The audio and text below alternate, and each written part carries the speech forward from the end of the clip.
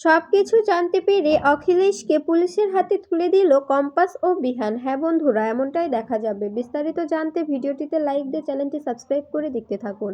গল্পের শুরুতেই দেখা যাবে কম্পাস অভিজিৎকে বলতে থাকে, বাবা, তোমাকে যারা কিডন্যাপ করেছিল তাদেরকে আমি অবশ্যই শাস্তি দেব। তুমি কোনো চিন্তা করবে না। তোমাকে এত জীবন এভাবে কারাগারে বন্দি রেখেছিল, আবার আজকে তোমার উপরে হামলা চালানো হয়েছিল, আর তোমাকে এভাবে মারধর করা হয়েছে। আমি কিছুতেই ছাড়বো না। আমি এই সব কিছুর প্রতিশোধ অবশ্যই নেব। আমার বাবাকে মারা, আমার বাবাকে আটকে রাখা, এর প্রতিশোধ তো অবশ্যই নেব আমি। এরপরেই দেখা যায় অভিজিৎ বলতে থাকে, জানিস মা, আমাকে অনেক মেরেছে, আমার পুরো শরীর অনেক ব্যথা হয়ে আছে, আমার কিচ্ছু ভালো লাগছে না। তখন কম্পাস বলতে থাকে, বাবা, তুমি এতটা চিন্তা করো না। আমি তো বললাম আমি ওদেরকে শাস্তি দেব, আমি অবশ্যই ওদেরকে শাস্তি দেব। ওরা আমার বাবাকে এভাবে মারার সাহস কোথা থেকে পায়, এটাও আমি দেখব।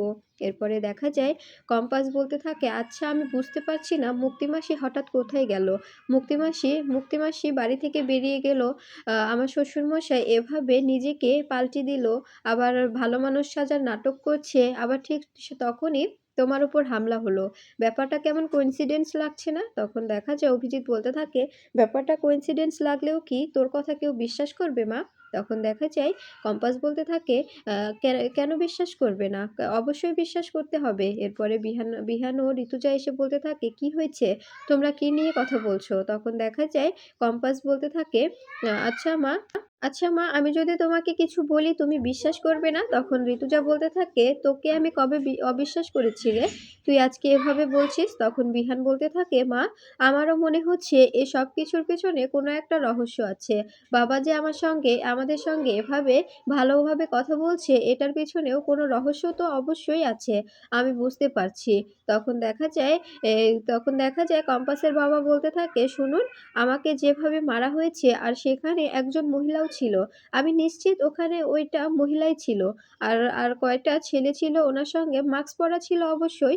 কিন্তু ওরা যখন কথা বলছিল তখন আমি বুঝতে পারছিলাম যে একটি মহিলা আছে, আর সেই মহিলাটি সবাইকে সাবধান করছিল। আমি ওকে বলেছিলাম যে চশমা পরে সবটা দেখতে। চশমা পরার সঙ্গে মহিলাটি সবকিছু দেখে বাকি ছেলেগুলোকে সাবধান করে দিচ্ছিল। তখন কম্পাস বলতে থাকে, আচ্ছা বাবা, মহিলাটির চোখ দেখলে তুমি বুঝতে পারবে? তখন দেখা যায় এ তখন অভিজিৎ বলতে থাকে, হ্যাঁ, চোখটা তো আমি দেখেছি। চোখ দেখলে আমি বুঝতে পারবো।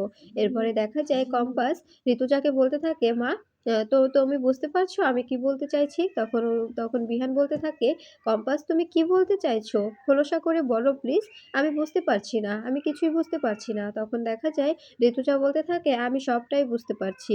কম্পাস কি বলতে চাইছে আমি সবটাই বুঝতে পারছি। তখন দেখা যায় বিহান বলতে থাকে, তোমরা কি বলছো? সবটা খুলে বললেই তো হয়। তখন কম্পাস বলতে থাকে, আমরা বলতে চাইছি যে মুক্তিমাসির ছবিটা শুধুমাত্র চোখটা বাবাকে দেখাও। যদি বাবা বুঝতে পারে যে এই চোখটাই সেই চোখ, তবে সবটা মিটে যাবে। এরপরে দেখা যায় ঋতুজা মুক্তির ছবি কেটে একটি চোখ অভিজিৎ ভৌমিকের সামনে নিয়ে আসে। তখন অনেকগুলো চোখ অভিজিতের ভৌমিকের সামনে নিয়ে আসলে তখন মুক্তির চোখটা চিনে ফেলে অভিজিৎ। অভিজিৎ বলতে থাকে, ঠিক এই চোখটাই ছিল ওখানে। আমি দেখেছি এই চোখটাই ছিল। তখন দেখা যায় চমকে যায় ঋতুজা, বিহান ও কম্পাস। কম্পাস বলতে থাকে, বাবা, তুমি ঠিক বলছো তো? তুমি ঠিক দেখেছো তো? তখন দেখা যায় অভিজিৎ বলতে থাকে, হ্যাঁ, আমি ঠিকই দেখেছি। এখানে অনেকগুলো চোখ আছে, কিন্তু আমি কি করে এই চোখটা চিনলাম বল? তখন দেখা যায় অভিজিৎ বলতে থাকে, আচ্ছা, এই চোখটা কার? তোরা এতটা উদাস হয়ে আছিস কেন? তখন কম্পাস বলতে থাকে, এই চোখটা মুক্তি মাসির।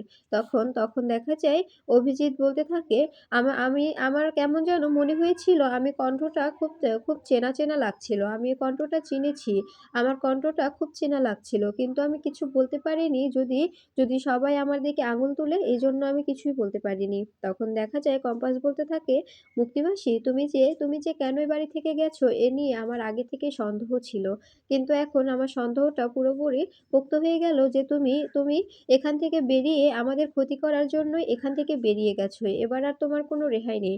এবার তোমাকে আমি এমন শাস্তি দেব তুমি কখনোই কল্পনাও করতে পারবে না। তখন দেখা যায় অভিজিৎ ঋতুজাকে বলতে থাকে, আপনি আমার মেয়েটাকে আমার থেকেও ভালো রেখেছেন। আমি জানি না আমার মেয়েটা ছোট থেকে কোথায় বড় হয়েছে, কিভাবে বড় হয়েছে। আমি জানতাম শুধু যে অভিজ্ঞান দত্তের কাছে আমার মেয়েটা আছে। কিন্তু আমার মেয়েকে কিভাবে বড় করেছে, কতটা কষ্ট দিয়েছে আমি জানি না। কিন্তু এখন যে আমার মেয়েটা এতটা সুখ পেয়েছে, আমার মেয়েটা এতটা ভালোবাসা পেয়েছে, মায়ের আদর পেয়েছে শুধুমাত্র আপনার কারণে।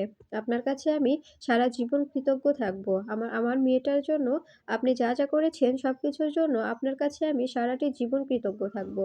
এরপরে দেখা যায় ঋতুজা বলতে থাকে, "এভাবে বলবেন না।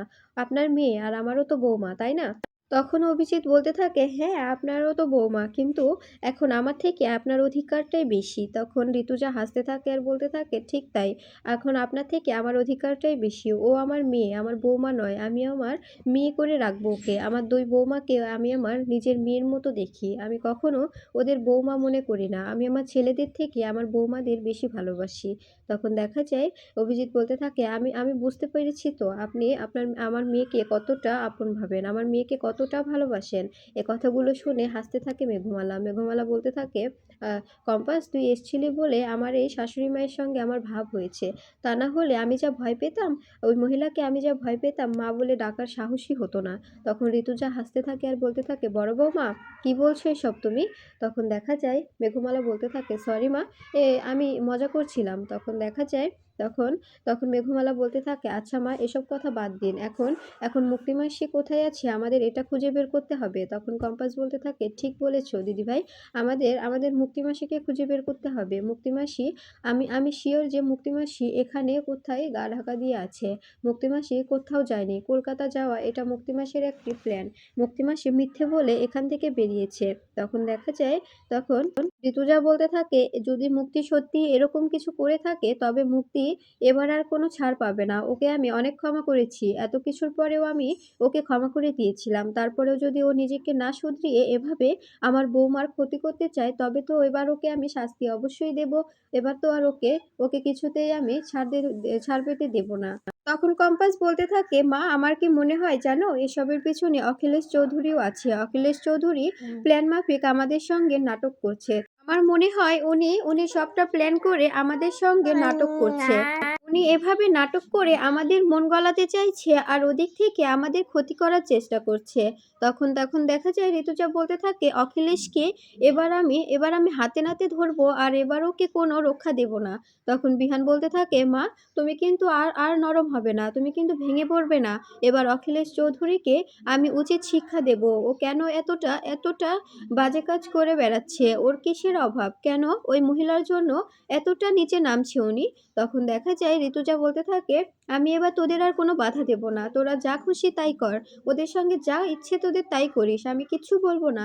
আমার কাছে ক্ষমা চেয়েছিল, একবার সুযোগ চেয়েছিল। এজন্যই আমি ওর কথায় গলে গিয়ে ওকে সুযোগ দিয়েছিলাম। কিন্তু আমি বুঝতে পারিনি যে এটা ওর একটা নাটক।" এরপরে দেখা যায় কম্পাস সবকিছু যাচাই বাছাই করে সব সত্য জানতে পেরে পুলিশকে ইনফর্ম করে। এরপরে পুলিশ আসলে এ অখিলেশ বলতে থাকে, "এখানে পুলিশ এসছে কেন? কি হয়েছে?"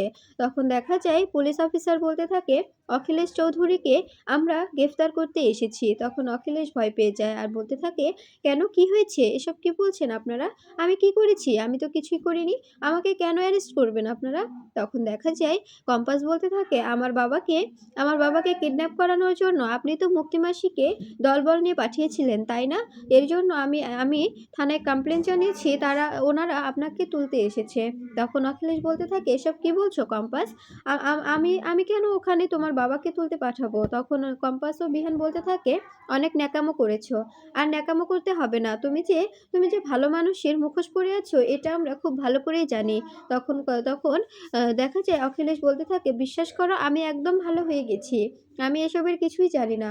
তখন দেখা যায় কম্পাস বলতে থাকে, "সেটা আপনি আদালতে প্রমাণ করবেন। আমার বাবাকে নিয়ে ছেলেখেলা আমি কিছুতেই সহ্য করব না। আপনি অনেক কিছু করেছেন। আপনাকে আমি ছেড়ে দিয়েছি, কিচ্ছু বলিনি। কিন্তু এবার আর আমি আমার বাবার বিষয়টা কিছুতেই ধামাচাপা দিতে পারব না। আমার বাবার জীবনের রিস্ক আমি নিতে পারব না। আপনারা যেভাবে আমার বাবাকে প্রতিনিয়ত তোলার চেষ্টা করছেন, এভাবে ছেড়ে দিলে হঠাৎ একদিন হয়তো আমার বাবার অনেক বড় ক্ষতি করে ফেললেন কিংবা আমার ক্ষতি করে ফেললেন। অনেক রিস্ক নিয়েছি, আর পারব না।" এরপরে দেখা যায় পুলিশ অফিসার অখিলেশকে নিয়ে চলে যায়।